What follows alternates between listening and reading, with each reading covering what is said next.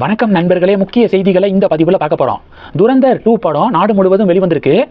தமிழகத்தில் துரந்தர் 2 படத்துக்கு huge demand. தியேட்டர்களில் கூட்டம் அலை மோதுது. இத்தனைக்கும் துரந்தர் பார்ட் 1 இருக்குல்ல, அது தமிழ் மொழியில் ரிலீஸ் ஆகலை, ஹிந்தியில் மட்டும்தான் ரிலீஸ் ஆனிச்சு. இருந்தாலும் தமிழக மக்கள் துரந்தர் பார்ட் 1 தியேட்டரில் பார்த்தாங்க. ஆங்கில சப்டைட்டிலோட தியேட்டரில் பார்த்தாங்க. மக்களுக்கு ரொம்ப பிடிச்சி போச்சு.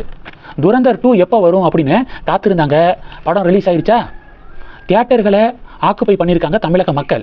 காரணம், அந்த படத்தில் பேசப்பட்ட விஷயம். தீவிரவாதத்துக்கு எதிரான படம் துரந்தர். குறிப்பாக தேசப்பற்று நிறைந்த படம் துரந்தர். அதனால தமிழக மக்கள் துரந்தருக்கு டெஃபினட்டாக ஆதரவு கொடுப்பாங்க. தேசப்பற்று நிறைந்த படங்கள் எப்பெல்லாம் ரிலீஸ் ஆகுதோ ஒருபோதும் தமிழக மக்கள் தேசப்பற்று நிறைந்த படங்களை கைவிட்டதே கிடையாது. அர்ஜுன் சாருடைய ஜெய்ஹிந்திலிருந்து ஆரம்பித்து சிவகார்த்திகேயனுடைய அமரன் தொடங்கி இப்போ துரந்தர் வரைக்கும் அதுதான் தொடருது. தேசப்பற்று நிறைந்த படங்களை தமிழக மக்கள் ஒருபோதும் நிராகரித்தது இல்லை. நம்ம முப்படைகளுடைய தலைமை தளபதி பிபின் ராவத் அவர்கள் தமிழகம் வருகை தரும்போது விமான விபத்தில் இறந்து போனார். அவருடைய உடல் பார்த்தீங்க அப்படின்னா கொண்டு செல்லப்பட்டுச்சு. அப்போது சாலைகளுடைய இரு புறங்களையும் பொதுமக்கள் கூடி பூக்களை தூவுனாங்க. அந்த வீடியோலாம் தேசம் முழுவதும் ஷேர் ஆனிச்சு. தமிழக மக்களுடைய தேசப்பற்ற இந்தியா முழுவதும் பொதுமக்கள் சல்யூட் அடித்தாங்க தமிழக மக்களுக்கு. அதனால் தமிழகம் எப்போதுமே தேசியவாத மண், கூடவே ஆன்மீக மண். சில பேர் சொல்லுவாங்க தமிழகம் அந்த மண் இந்த மண் அப்படின்னு சொல்லுவாங்க. தமிழகம் ரெண்டு மண் தான். ஒன்று தேசியவாத மண், இன்னொன்று ஆன்மீக மண். அதில் மாற்று கருத்தே இல்லை. இப்போ விஷயம் என்ன அப்படின்னா, நான் சொன்ன மாதிரி துரந்தர் 2 படத்துக்கு வேறு லெவலில் கூட்டம். இதில் தமிழக பாஜகவுக்கு சில விஷயங்களை ஷேர் பண்ணணும்.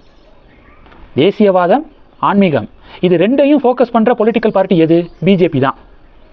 இந்திய அளவில் பிஜேபி தான். இந்த ரெண்டுமே தமிழகத்தில் ஸ்ட்ராங்காக இருக்குது. தேசியம், தெய்வீகம் ரெண்டுமே ஸ்ட்ராங்காக இருக்கக்கூடிய மாநிலம் தமிழகம். அந்த தமிழகத்தில் பிஜேபி வளர முடியலைன்னா வேறு எங்கே வளரும்? தமிழகம் பாஜகவுக்கு ஈஸியான ஒரு மாநிலம். ஆனால் தமிழகத்துக்குள்ளே பாஜக நுழையவே முடியாது அப்படின்னு ஒரு பிம்பத்தை திணிச்சு வச்சுருக்காங்க, போலியாக கட்டமைச்சு வச்சுருக்காங்க திராவிட கட்சிகள். அப்போது தேசியமும் தெய்வீகமும் நிறைந்த மண் தமிழகம். தமிழகத்தில் பிஜேபியை ஈஸியாக வளர்க்க முடியும். அதுக்கு ஒன்று தான் பண்ணணும். அண்ணாமலை மாதிரியான ஒரு துடிப்பான ஒரு இளைஞரை மாநில தலைவராக போட்டாங்களா பாஜக, அதை அப்படியே கண்டினியூ பண்ணி தள்ளி நின்று வேடிக்கை பார்த்தாலே போதும். அண்ணாமலை டெஃபினட்டாக, ஏன்னா அண்ணாமலைக்கு பிஜேபியுடைய ரூட்டு தெரியுது. அதாவது வேறு ஆன்மீகம், தேசியம், இதை மட்டும் ஃபோக்கஸ் பண்ணி அண்ணாமலை அவர் மாநில தலைவராக இருந்தபோது கட்சியை வளர்த்தார். இதுதான் பிஜேபிக்கான ஃபார்முலா. அப்போது மாநிலத்தில் கட்சியை அடுத்த கட்டத்துக்கு கொண்டு போகணும் அப்படின்னா, கட்சியை மிக வேகமாக வளர்க்கணும்னா தேசியத்தையும் தெய்வீகத்தையும் தான், அதை ஃபோக்கஸ் பண்ணி தான் பாஜகவுடைய பாலிடிக்ஸ் இருக்கணும். ஸோ அப்படிப்பட்ட பாலிடிக்ஸை அண்ணாமலைனால தான் பண்ண முடியும் அப்படிங்கிறதான் என்னுடைய பார்வை.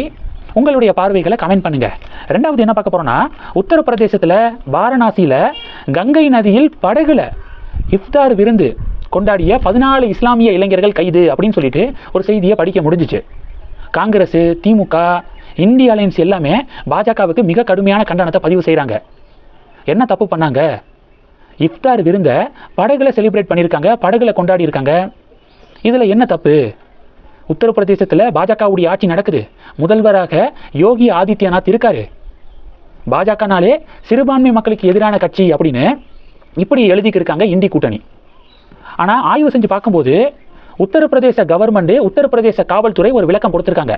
அந்த 14 பேரை ஏன் கைது பண்ணோம் அப்படின்னு விளக்கம் வீடியோவோட வெளியிட்டிருக்காங்க. அதில் கங்கை நதி அப்படிங்கிறது இந்து மக்களுடைய புனிதமான நதி. அந்த நதியில் படகுல அவங்க இஃப்தார் விருந்தை கொண்டாடினதுனால அவங்க கைது செய்யப்படலை. யார் வேணாலும் கங்கை நதியில் படகெல்லாம் போகலாம். ஆனால் எதுக்காக கைது செய்யப்பட்டாங்கன்னா, அந்த இஃப்தார் விருந்தில் பிரியாணி சாப்பிட்ருக்காங்க, சிக்கன் பிரியாணி சாப்பிட்டுட்டு அந்த சிக்கனுடைய மிச்சங்கள் இருக்குல்ல, சாப்பிட்டு முடிச்சதுக்கப்புறம் அந்த எலும்பு துண்டு இது மாதிரி மிச்சங்களை அந்த நதியில் வந்து கொட்டியிருக்காங்க. இன்ஸ்டாகிராமில் அவங்களே போஸ்ட் பண்ண வீடியோவில் தெல்ல தெளிவாக இருக்குது. புனிதமான கங்கை நதியில் இது மாதிரி மாமிசத்தை சாப்பிட்டு, கறி சாப்பிட்டு அதனுடைய மிச்சங்களை கொட்டினதுனால தான் பாஜகவுடைய இளைஞர் அணியுடைய ஒரு முக்கிய நிர்வாகி, பேர் என்ன அப்படின்னா ரஜத் ஜெய்ஸ்வால் அப்படிங்கிறவர் காவல் நிலையத்தில் புகார் கொடுத்திருக்காரு. அந்த புகாரின் அடிப்படையில் மத உணர்வுகளை புண்படுத்துதல் மற்றும் இரு பிரிவினர்களுக்கிடையே பகைமையை உருவாக்குதல், இந்த பிரிவுகளின் கீழே உத்தரப்பிரதேச காவல்துறை வழக்கு பதிவு செய்து அந்த 14 பேரை கைது பண்ணியிருக்கு அப்படின்னு யூபி போலீஸ் டிபார்ட்மெண்ட் இப்போ விளக்கம் கொடுத்துருக்காங்க. இதுதான் கைது செய்யப்பட்டதுக்கான காரணம். சும்மா அவங்க படகுல போனாங்க, கங்கை நதியில் இஃப்தார் விருந்து கொண்டாடினாங்க அப்படிங்கிறதுக்காக கைது செய்யலை. அவங்க அந்த படகுல இப்படி பண்ணியிருக்காங்க, கங்கை நதியில் அந்த மாமிச மிச்சங்களை வந்து வீசியிருக்காங்க, அதனால கைது செய்யப்பட்டாங்க அப்படின்னு விளக்கம் கொடுத்துருக்காங்க யூபி கவர்மெண்ட். இந்த 2 செய்திகளை பற்றி உங்களுடைய பார்வைகளை மறக்காமல் கமெண்ட் பண்ணுங்க. தொடர்ந்து கணக்கில் இருங்க, அடுத்தடுத்து நிறையா பதிவுகளை பார்க்க போகிறோம். நன்றி. ஜெய் ஹிந்த்.